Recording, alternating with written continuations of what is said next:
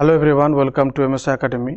এই ভিডিওতে আমি আলোচনা করব ক্লাস 12 এর এবিটিএ টেস্ট পেপার থেকে যে বায়োলজির প্রশ্নগুলো আছে তার পেজ নম্বর SC 128 থেকে যে প্রশ্নগুলো আছে তার প্রশ্নের উত্তর সম্পর্কে আলোচনা করব। ওকে, তো কোনো রকমের সময় নষ্ট না করে শুরু করা যাক।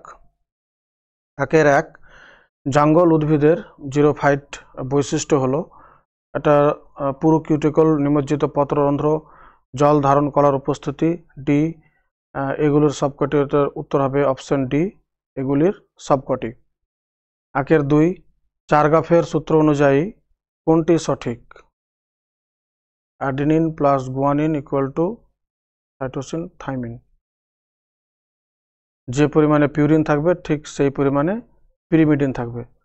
তো এটার উত্তর হবে C, A plus G equal to T plus C. 3 নিম্নলিখিতগুলির মধ্যে কোনটি ব্যাকটেরিয়া ঘটিত কীটনাশক? এটার উত্তর হবে অপশন ডি, ব্যাসিলাস থুরিনজেনেসিস। তারপরে 4 প্রদত্ত ডেয়ারি ব্রিডের মধ্যে কোনটি ভারতীয়? এটার উত্তর হবে ওঙ্গল। কারণ জার্সি তো নিউ জার্সি থেকে, হলস্টেন হল্যান্ড, আর আয়ারশায়ার এটা হবে স্কটল্যান্ড থেকে। এগুলো সব বিদেশি ব্রিড, ওঙ্গলটাই ভারতীয় ব্রিড। 5 দ্বিসংকর জননের টেস্ট ক্রসের অনুপাত হবে, এটার অপশন হবে বি, 1:1:1:1। 6 প্রদত্ত কোনটি একটি রাসায়নিক গর্ভনিরোধক পদ্ধতি? এর উত্তর হবে অপশন সি, আইইউডি, রাসায়নিক গর্ভনিরোধক। 7 নিম্নলিখিত কোন অঙ্গাণুটি জেনেটিক ইঞ্জিনিয়ারিং এর সঙ্গে সম্পর্কিত? এটার উত্তর হবে অপশন ডি, প্লাজমিড। 8 নিম্নলিখিত প্রাণীগুলির কোনটি ভারত থেকে অবলুপ্ত? এটার অপশন হবে উত্তর হবে অপশন বি, চিতা। 9 মেন্ডেল তত্ত্বের ব্যতিক্রম হলো, এটার উত্তর হবে অপশন ডি, সবকটি। কারণ সহপ্রকটতা, লিঙ্কেজ, অসম্পূর্ণ প্রকটতা সবটাই মেন্ডেল তত্ত্বের ব্যতিক্রম। তারপরে 10 নিম্নলিখিতগুলির কোনটি অ্যালকোহলের অপব্যবহারের ফলে সৃষ্ট? অপশন এ, যকৃৎ সিরোসিস।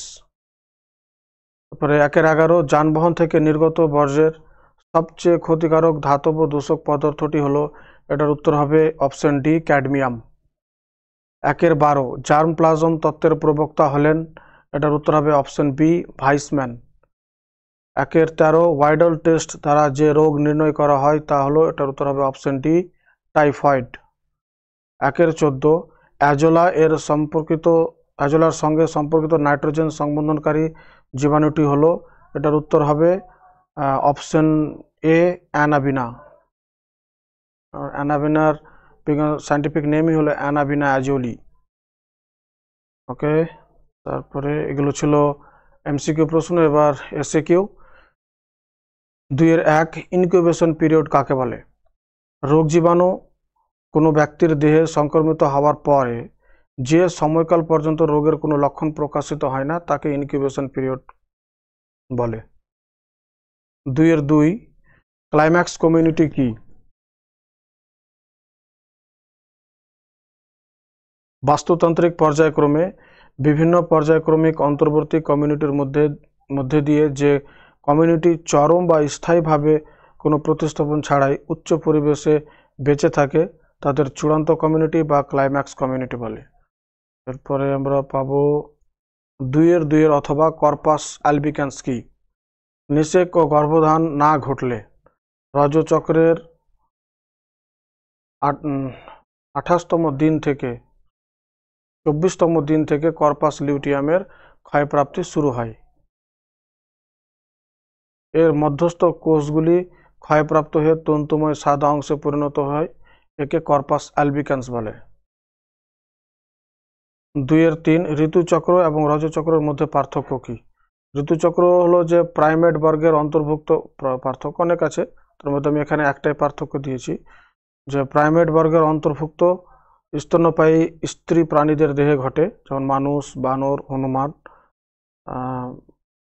স্তন্যপায়ী শ্রেণী হলো স্তন্যপায়ী, এদের মধ্যে একটা অর্ডার হলো প্রাইমেট, এদের মধ্যে ঋতুচক্র হয়।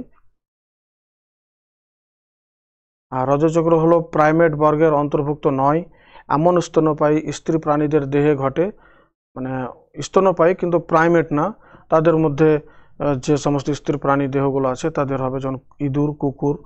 আচ্ছা, এটা এখানে নিচে গর্ভধান না ঘটলে রজচক্রের না, এটা ঋতুচক্রটা লিখলে বেশি ভালো হবে। ঋতুচক্রের 24তম দিন থেকে কর্পাস লিউটিয়ামের ক্ষয়প্রাপ্তি শুরু হয়। কর্পাস লিউটিয়ামের পরবর্তী অংশকেই বলা হয় কর্পাস অ্যালবিক্যান্স।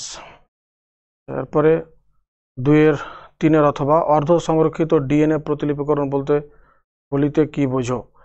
যে ডিএনএ প্রতিলিপিকরণের সৃষ্ট দুটি ডিএনএ দ্বিতনিক ডিএনএর প্রত্যেকটিতে একটি করে জনিত্রী স্ট্র্যান্ড এবং একটি করে নতুন সংশ্লেষিত অপত্য স্ট্র্যান্ড থাকে, তাকে অর্ধরক্ষণশীল ডিএনএ প্রতিলিপিকরণ বলে। 2-4 ক্রায়োপ্রিজার্ভেশন কাকে বলে? ক্রায়োপ্রিজার্ভেশন যে প্রায় -196 ডিগ্রি সেলসিয়াস তাপমাত্রায় তরল নাইট্রোজেনের মাধ্যমে সংরক্ষণ করার পদ্ধতিকে ক্রায়োপ্রিজার্ভেশন বলে। পদ্ধতিকে এখানে স্পেস হতো। ক্রায়োপ্রিজার্ভেশন, ক্রায়ো মানে হলো ভেরি লো টেম্পারেচার, প্রিজার্ভেশন মানে সংরক্ষণ। ক্রায়োপ্রিজার্ভেশনের মাধ্যমে ভ্রূণ, কাণ্ডের অগ্রভাগ, অঙ্গজ জনন সৃষ্টিকারী উদ্ভিদ অঙ্গ, সিমেন ইত্যাদি সংরক্ষণ করে রাখা হয়। ওকে, তো এগুলো হলো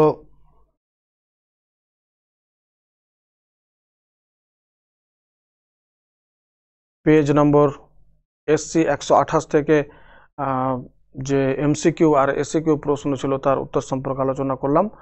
যদি এই ভিডিওতে যে প্রশ্নগুলো নিয়ে আলোচনা করব, এখান থেকে যদি কোনো প্রশ্ন থাকে বা সমস্যা থাকে তাহলে কমেন্ট করে জানাতে পারো।